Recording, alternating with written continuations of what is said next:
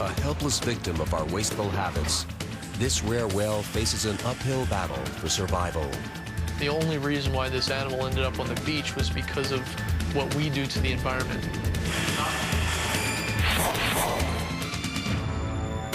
That's next on Wild Rescues.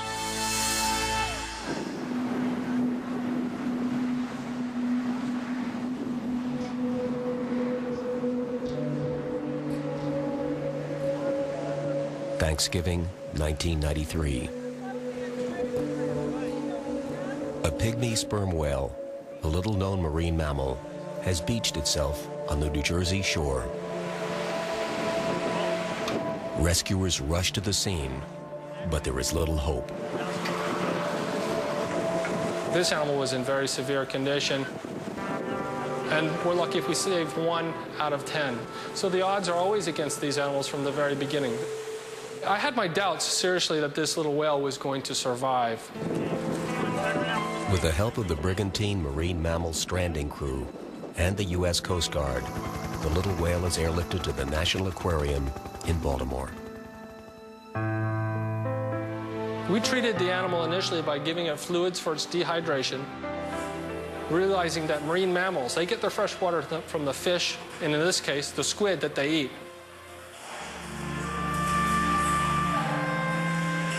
As we began to force feed the little whale, we noticed that she'd regurgitate the food frequently. In fact, food would go down and food would come right back up. Rescuers named the whale Inky for the clouds of ink-like substance these whales release to confuse their prey. In that initial stage, it was 24 hours a day, 7 days a week, here at the aquarium, watching her, taking observations, doing whatever needed to be done.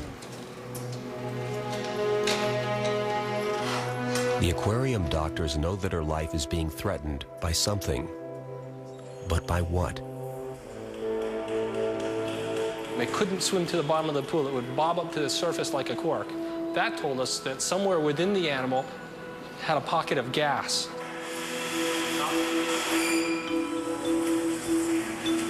First, we took x-rays, and we could determine, yes, there was gas within the stomach.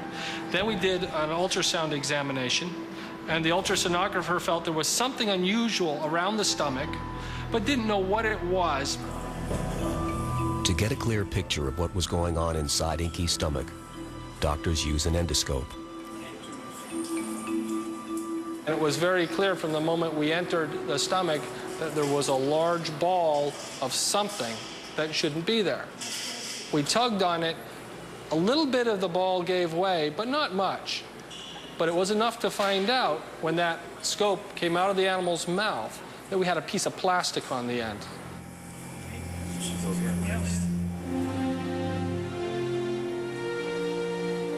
We felt as though we'd made a breakthrough, because now at least we had identified a concrete problem which would explain why she couldn't dive to the bottom of the pool, why she had so much gas, and why she regurgitated every meal that we gave her. Bit by bit, shreds of plastic are pulled from the whale's 4 stomach chambers. The first thing we pulled out was the darker trash bag material, like you'd find in your kitchen. But removing all the plastic will not be easy. The harder you pull, the more it clamps, and then you can't get the whole wad of plastic out. Inky has ingested plastic from garbage bags and straw wrappers, cellophane from a cigarette carton, even a deflated mylar balloon. We were all just amazed and sickened to some extent, because it became evident that this was another example of the only reason why this animal ended up on the beach was because of what we do to the environment.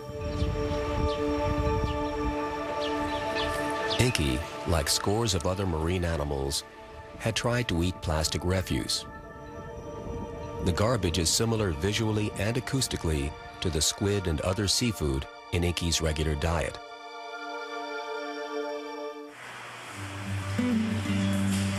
Now that the plastic that was killing her is finally out of her system, Inky seems like a new whale. She was able to eat her whole diet. She was swimming around the pool, jumping around the pool, porpoising, doing backflips, twists, all those kinds of things. It was just a great thing to see. After 5 months of arduous rehabilitation, Inky has gone from an emaciated 207 pounds to a robust 330.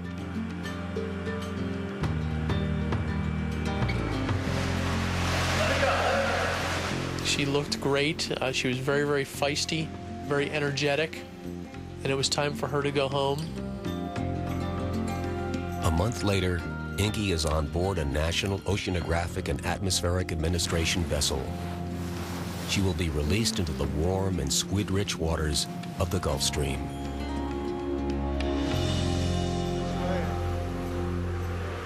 Inky is given one final ride through the air before she is returned forever to familiar, wide-open waters.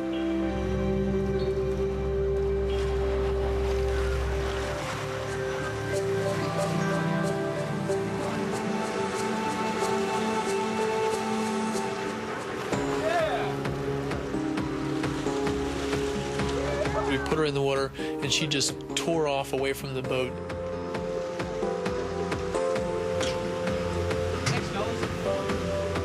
And it was a great feeling. It really was. Woo! All right. That's what we're here for. That's why we do what we do, is to release these animals back to the wild. Everyone was just so excited that she was released, that she was out in the ocean, that she was swimming well. She was doing the things that she ought to be doing. Anytime one of these animals survives, and it's a thrilling experience to see them released back into the wild. A thrilling experience, but one tinged with grave concern. The disturbing thing was that as we were heading out to sea to release her, we saw a lot of the same junk that we had pulled out of her stomach. We're putting her right back out in the environment that brought her up on the beach in the first place. Rescuers know there will be more cases like Inky's. But through their hard work and dedication, this little whale made it against all the odds.